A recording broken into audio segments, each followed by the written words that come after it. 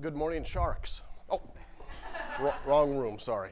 I hope I can begin by thanking Evan and Stand Together for everything they've done for us and tried to do for us, and Len for the talk this morning. For those of us who are not professional speakers, you set the hurdle high, and maybe that's the point. My name is Jim Tetro, and along with Don Anderson, we started Strive 27 years ago in the Watts community of South Los Angeles. We're an after-school academics and arts program for low-income, highly at-risk students and their families. In our 27 years in that community, we've learned one thing, unfortunately, is that too many of our kids are drowning in the social chaos of the inner cities of America. Let's take a look at a little of what it looks and sounds like.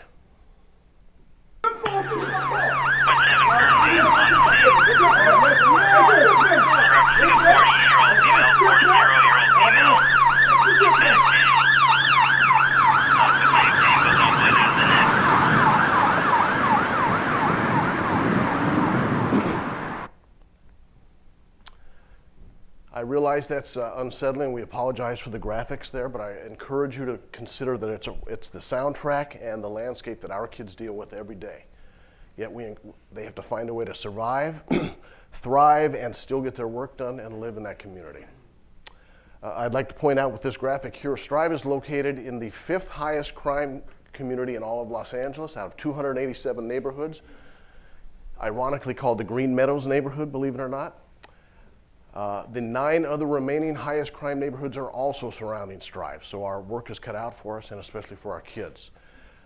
The last distinction is that out of the 15 lowest performing schools in the entire LA Unified School District, 10 of them are around Strive. But let's move on to some better news. You're looking at a piece of a property we had donated to us back in the mid-90s, just a part of the property by 2 separate donors, didn't know each other. And with the recent acquisition of the adjoining property, we now own 15,000 square feet, half the block, and with plans for even more growth.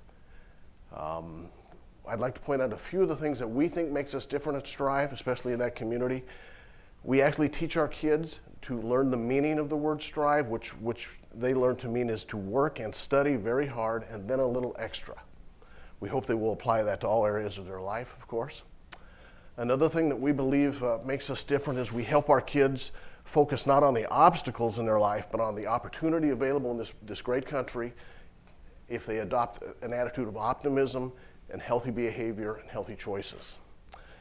And before we move into Strive, the last thing, when they enter Strive, unlike some of the youth centers in that community where you go down and it's wrapped in razor wire, you enter through a armed guard or a metal detector. When they enter Strive, they're coming into ivy-covered archway. They get into our lobby, they hear classical or jazz music. They're greeted by a program concierge who shakes their hands. It feels like they've just come to the lobby of a first-class hotel, and we've done that deliberately. And we focus, by the way, on kids first, not the parent in the room, but children. We want them to know they're not our clients, so to speak, but they're the ones that we focus on. Let's take a look at Strive.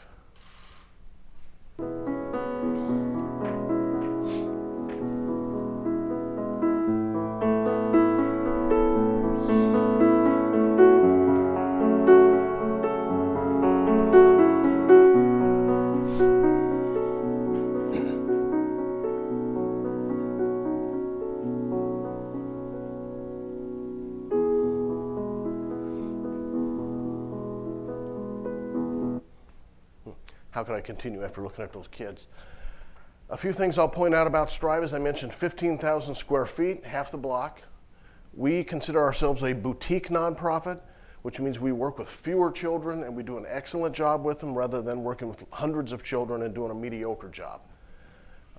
Part of that is we have an internal operating philosophy at Strive with our staff that we try to do more with the kids in an afternoon that they're with us than the schools do all day long. Unfortunately, that's a low bar. And of course, that's why we're there. One thing I'll point out to show that we are somewhat successful is that of all the kids that enroll at Strive, only 10 of them are coming in, 10% of them come in as grading at grade level, testing at grade level. Within 1 year of attending Strive, we bring that up to 44%. So I believe we are doing more than the schools are doing in just the few hours we have them.